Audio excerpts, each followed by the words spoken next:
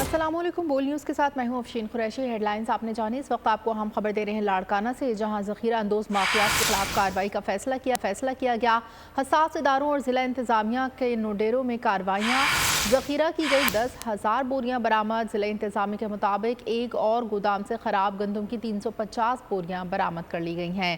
لاڑکانہ میں ذخیرہ کی گئی چینی کی 700 بوریاں بھی برآمد کی گئی ہیں۔ برآمد کی گئی گندم اور چینی کی بوریاں تحویل میں لے لی گئی ہیں۔ آپ کو اپڈیٹ کر رہے ہیں، ذخیرہ اندوزوں کے خلاف کارروائی جاری رہے گی، ضلع انتظامیہ نے ایسا بتایا ہے۔ اہم خبر دے رہے ہیں اس وقت آپ کو لاڑکانہ سے، جہاں ذخیرہ اندوز مافیا کے خلاف کارروائی کا فیصلہ کیا گیا۔ مزید تفصیلات جانیں گے بول نیوز کے نمائندے شہزاد علی سے۔ جی شہزاد علی۔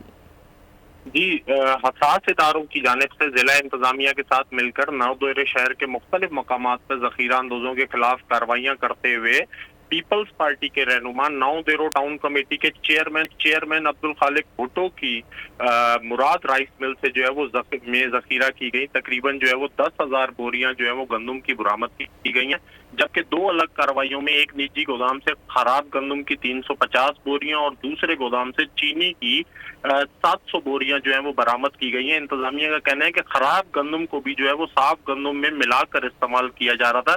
انتظامیہ کا یہ بھی کہنا ہے کہ برآمد کی گئی چینی اور جو گندم ہے اس کو تحویل میں لے لیا گیا ہے۔ ذخیرہ اندوزوں کے خلاف کارروائی جاری رہے گی اور ذخیرہ اندوزی ہی وہ واحد وجہ جس کی وجہ سے آٹے اور چینی کا بھاؤ مارکیٹ میں جو ہے وہ کافی اوپر ہے۔ جی ٹھیک ہے، بہت شکریہ شہزاد علی۔